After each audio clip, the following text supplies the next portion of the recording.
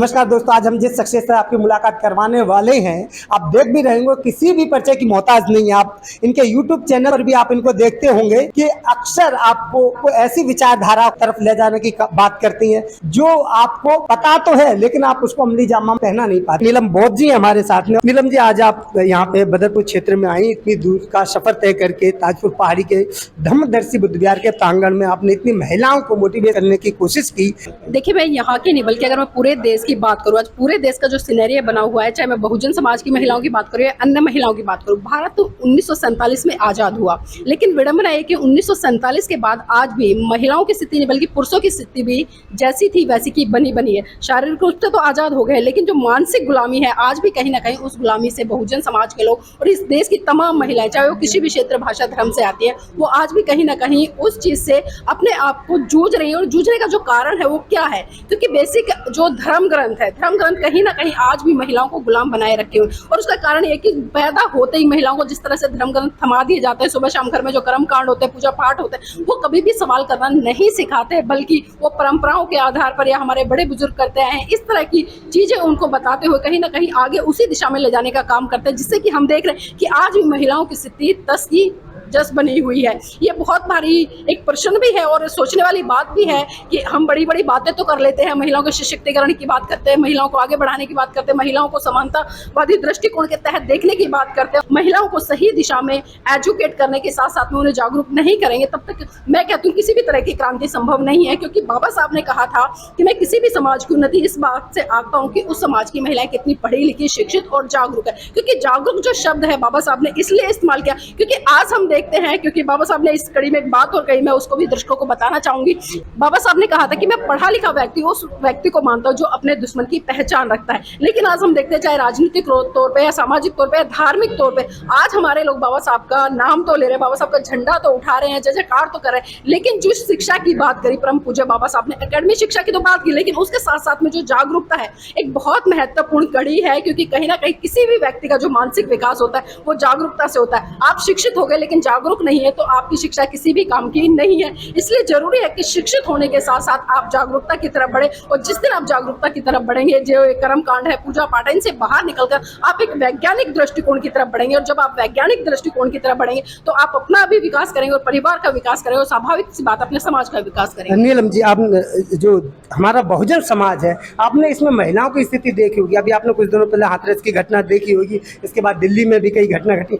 हमेशा जो है बहुजन समाज पर ही अत्याचार होता है, और जब भी उन पर जोर जुर्म होता है वो अपनी आवाज़ तक नहीं उठा पाते और पूरा प्रशासन उस बात को दबाने में लग जाता है। आपने हाथरस की घटनाओं को देखा होगा, रात के 12 बजे, अगर हिंदू रीति रिवाज की भी बात करें तो रात के 12 बजे भी दाह संस्कार नहीं किया जाता। उस लड़की का जो है रात के 12 बजे दाह, ये सारी जो घटनाएं जो चल रही हैं, ये आप क्या केवल राजनीतिक दृष्टिकोण है या इसका और भी कोई प्रभाव है? क्या देखिए, इस तरह की घटनाएं जो हो रही है, पहली बात तो ये है कि ये सारी घटनाएं कहाँ से उत्पन्न हो रही है? ये मन से उत्पन्न हो रही है। क्योंकि इस तरह की घटनाओं को अंजाम देने वाला कौन है? ये कोई व्यक्ति विशेष नहीं है, ये मन है। और मन क्या है? मन एक पर्टिकुलर, जो आज हम देख रहे हैं कि दो संस्कृतियों का युद्ध इस देश में छिड़ा हुआ है, आज से नहीं बल्कि पहले से छिड़ा हुआ है। और जो दूसरी संस्कृति है जो लगातार कहीं ना कहीं एक अच्छी और सच्ची संस्कृति को दबाने का काम कर रही है। और जो हम बात करते हैं जितने भी अत्याचार, शोषण है, क्योंकि बहुत सारे लोग तमाम तरह की बातें करते हैं, ये भी कहते हैं कि जिस दिन हम सत्ता पर काबिज हो जाएंगे उस दिन बहुजन समाज के ऊपर जो अत्याचार शोषण हो रहे हैं वो बंद हो जाएंगे। ऐसा नहीं है। आपने देखा उत्तर प्रदेश में 4 बार सरकार रही, लेकिन उसके बावजूद क्या अत्याचार शोषण रुके? और उसके बाद भी हमने देखा कि तमाम जो SC ST से जो भी विधायक या सांसद आते हैं, अभी अगर मैं वर्तमान में बात करूं तो 131 सांसद पार्लियामेंट में आपके बैठे हैं, तो क्या उन्हें आप शिक्षित कह सकते हैं? क्या आप उन्हें जागरूक कह सकते हैं? क्या आप उनको उस संस्कृति कह सकते हैं जिन संस्कृति के परम पूज्य बाबा साहब ने बात करी है, भगवान बुद्ध ने बात करी? क्योंकि आज जो घटनाएं घट रही हैं वो पर्टिकुलर जाति के आधार पर घट रही है। और जातियां कहाँ हैं? जाति आपको किसी अन्य धर्म में देखने को नहीं मिलेगी। जाति की अगर मैं बात करूं तो जाति सिर्फ हिंदू धर्म में है, वैसे धर्म नहीं है। ये एक तरह से एक शैली कही गई, आजकल लोग इसको सनातन कहने लगे, लेकिन अगर सनातन भी देखे तो सनातन ये नहीं है। सनातन सिर्फ भगवान बुद्ध का जो धर्म है वही सनातन रहा इस पृथ्वी पे। लेकिन जब धर्म के आधार पर देखते हैं तो वहां पर वर्ण व्यवस्था है, और वर्ण व्यवस्था है तो वर्ण व्यवस्था के अकॉर्डिंग 4 वर्ण में जिस तरह से मनुवादी लोगों ने, ब्राह्मणवादी लोगों ने, या जिस तरह से जो लालची लोग हैं या अपने आप को ऊपर रखना चाहते हैं, उन्होंने 4 श्रेणियों में लोगों को बांट दिया। और जिस तरह से नीचे जो SC ST OBC है उनको शूद्र श्रेणी में रखा कि मतलब वो तीनों की सेवा करें। तो आज जो अत्याचार शोषण हो रहे हैं और रुक नहीं रहे, इसके पीछे मैं तो मानती हूँ कि सिर्फ पर्टिकुलर धर्म ही एक ऐसी चीज है कि जिसके आधार पर हो, क्योंकि जिसने लोगों ने हिंदू धर्म को छोड़कर, क्योंकि आप मुसलमानों में चले जाओ, मुसलमानों में कोई इस तरह से धर्म के आधार पर अत्याचार शोषण नहीं होते, सिखों में चले जाओ वहां पर इस तरह के अत्याचार शोषण नहीं होता, ईसाइयों में चले जाओ वहां पर भी नहीं होता। पर्टिकुलर हिंदू धर्म में वर्ण व्यवस्था क्या को, क्योंकि तीन ऊपरी जो वर्ण है वहां पर आपको कोई भी इस तरह का अत्याचार शोषण नहीं मिलेगा, लेकिन जो चौथा तबका है, चौथे तबके पे तीनों तबके लगातार अत्याचार शोषण करते हैं। तो हमारे लोगों को जरूरत है कि वो सांस्कृतिक परिवर्तन की तरफ बढ़े। जिस दिन उन्होंने सांस्कृतिक परिवर्तन कर लिया और सांस्कृतिक परिवर्तन के तहत वो एकजुट हो, क्योंकि वो समय भी था जब सम्राट अशोक के शासनकाल में हमने देखा कि पूरा भारत बौद्धमय था, इंडिया से लेकर मतलब आसपास की तमाम जो सीमाएं थी भारत देश से निकलती थी वो भी बौद्धमय रही। तो बहुत सारी चीजें हैं, भगवान बुद्ध के समय में भी जिस तरह से पूरा का पूरा भारत बौद्धमय रहा, और अभी देखा कि जिस तरह से चाहे हमारे देश के माननीय प्रधानमंत्री हो या अन्य कोई भी मंत्री संतरी हो, जो भी विदेश जाते हैं तो बड़े गर्व से कहते हैं कि हम बुद्ध की धरती भारत से आए। लेकिन विडंबना है और मुझे कहते हुए दुख होता है कि जो बुद्ध में ही बुद्ध की विचारधारा से युद्ध करते नजर आते हैं। और अभी पिछले दिनों जिस तरह से सोशल मीडिया पर जो नीता अंबानी है उसकी वीडियो आप लोगों ने वायरल होती देखी होगी, उन्होंने जिस तरह से कहा कि मैं बुद्ध की धरती से आई हूँ, नमो बुद्धाय कह रही। ये देखिए हमारे लोगों को समझना चाहिए, जब इतने बड़े बड़े लोग, भारत का प्रधानमंत्री विदेशों में जाके कह रहा तो वो ऐसे ही नहीं कह रहा, हवा ही नहीं कह रहा। वहां वो ये नहीं कहता कि मैं कृष्ण की धरती से आया हूँ या राम की धरती से आया हूँ या हनुमान की धरती से आया, क्योंकि उनको भी पता है कि भारत अगर इनको सम्मान मिलेगा तो वो सिर्फ बुद्ध के कारण मिलेगा। और भारत के लोगों को तो खासकर समझ जाना चाहिए, और खासकर बहुजन समाज के लोगों को समझ जाना चाहिए कि जब तक आप धर्म क्रांति नहीं करेंगे, जब तक आप धरी पर घर वापसी नहीं करेंगे, जब तक आप सांस्कृतिक परिवर्तन नहीं करेंगे, इस तरह से घटना होते रहेंगे। चाहे मैं हाथरस की बात करूं या उन्नाव की बात करूं, कठुआ की बात करूं, या जिस तरह से दिल्ली में जो कंछावला कांड हुआ उसकी बात करूं, इस तरह की घटनाएं रुकने वाली नहीं है। जरूरत आज बहुजन समाज के लोगों को सांस्कृतिक परिवर्तन करने की। 1956 से लेके आज तक भी कि आपको क्या लगता है कितनी धर्म क्रांति आई है,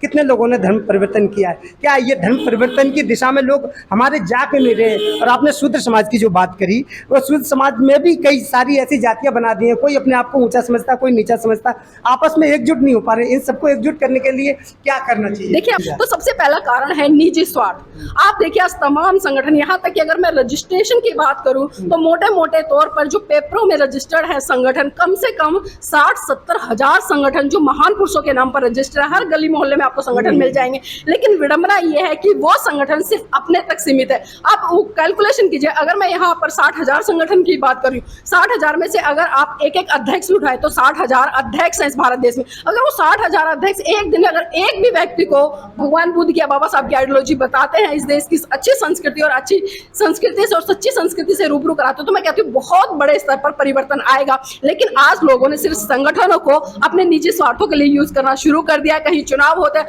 तो 10-20 लोग जाके अपना महत्व दिखाने लग जाते हैं कि देखिए आप हमें टिकट दीजिए, हमारे पास इतने लोग हैं। जबकि मैं ईमानदारी से कहूँ उनके पास में 10 लोग भी नहीं होते, यहाँ तक कि उनके घर वाले भी खुद उनको वोट नहीं देते हैं। तो आज कहीं ना कहीं ये बहुत बड़ा कारण है कि लोगों ने निजी स्वार्थों के कारण इतने गौरवान्वित धर्म को कहीं ना कहीं आज धूमिल करने का काम किया। लेकिन आज देख रहे हैं कि तमाम लोग झंडे उठाकर भी चल रहे हैं, लेकिन जो झंडे आज उठ रहे हैं वो भी कहीं ना कहीं निजी स्वार्थों के कारण। अभी जिस तरह से हमने देखा उत्तर प्रदेश में बहुत बड़े बड़े बौद्ध सम्मेलन हुए, गुजरात में बहुत बड़े सम्मेलन हुए, राजस्थान में हुए। लेकिन मैं पूछना चाहती हूँ इन बौद्ध सम्मेलनों में जो संख्या सम्मिलित होती है वो कौन सी है? क्या कोई नए बौद्ध वहां पर बनते हैं, या जो लोग हिंदू हैं वो हिंदू धर्म छोड़कर बौद्ध धर्म की तरफ बढ़ते हैं? आप कैलकुलेट कीजिएगा, वहां पर जितने भी चेहरे दिखाई देंगे, लखनऊ के चेहरे आपको राजस्थान में दिखाई दे जाएंगे, राजस्थान के चेहरे आपको हरियाणा में दिखाई देंगे। मतलब कुल मिलाकर वही चेहरे आपको दिखाई देते हैं, चाहे दिल्ली की बात कर लो या किसी भी राज्य की बात कर लो। सिर्फ वहां पर एक भीड़ प्रदर्शन बन गया, और सिर्फ सीधा सीधा उसका कारण क्या है कि अभी 2022 को 24 के चुनाव आने वाले हैं, और उससे पहले भी 4 राज्यों में दिसंबर के महीने में लास्ट में चुनाव होने वाले हैं। तो लोगों को समझना पड़ेगा कि अगर सही रूप से आपको धर्म को स्थापित करना है, भगवान बुद्ध की आइडियोलॉजी को यहाँ पर स्थापित करना है, देश में करुणा मैत्री भाईचारे का संदेश देते हुए सबको एक माला में पिरोना है, तो सबसे पहले अपने निजी स्वार्थों को छोड़ना पड़ेगा, वहां से मैं निकालना पड़ेगा। जब तक हम नहीं होंगे तब तक काम चलने वाला नहीं है। और दूसरी जो बात की आपने कि जिस तरह से जो शूद्र वर्ग है, शूद्र में जिस तरह से जो कैटेगरी है, कुछ लोग तो ऐसे हैं जो अपनी जातियों पर गर्व करते हैं। बिल्कुल सही कहा कि जिस तरह से हमने देखा पिछले दिनों जिस तरह से गुर्जर आरक्षण को लेकर काफी हंगामा हुआ, जाट आरक्षण को लेकर हुआ, और पिछले दिनों जिस तरह से जाट जब आंदोलन पे बैठे, तो यहाँ पर विडंबना है जब इन लोगों के साथ में कोई भी एट्रोसिटी होती है किसी भी तरह की, चाहे मैं अभी जो पहलवान बेटियां थी रेस्क्यू उनके साथ में हुआ, पर्टिकुलर ये लोग तभी निकलते हैं जब इनके ऊपर अत्याचार शोषण होता है, वो तबका निकलता है, वही कास्ट निकलती है। लेकिन यहाँ पर जो बहुजन समाज के जितनी भी ये SC ST OBC में जातियां आती हैं, इनको संगठित होना चाहिए, इनको पता होना चाहिए कि हम भी उसी श्रेणी में। आप भले अपने आप को जाट कहे, गुज्जर कह के गौरवान्वित करे, यादव कह के गौरवान्वित, लेकिन ऐसा नहीं है। आज कुछ गुज्जर लोग भी निकल कर आ रहे हैं, यादव लोग भी समझदार है निकल कर, कुछ जाट लोग भी जो कि खुले तौर पर इन चीजों का बहिष्कार कर रहे हैं, और वो जान रहे हैं कि जो ये जातियां हैं किसी और ने नहीं बल्कि इन पंडित पुजारियों ने बनाई और अपने स्वार्थों के लिए बनाई है।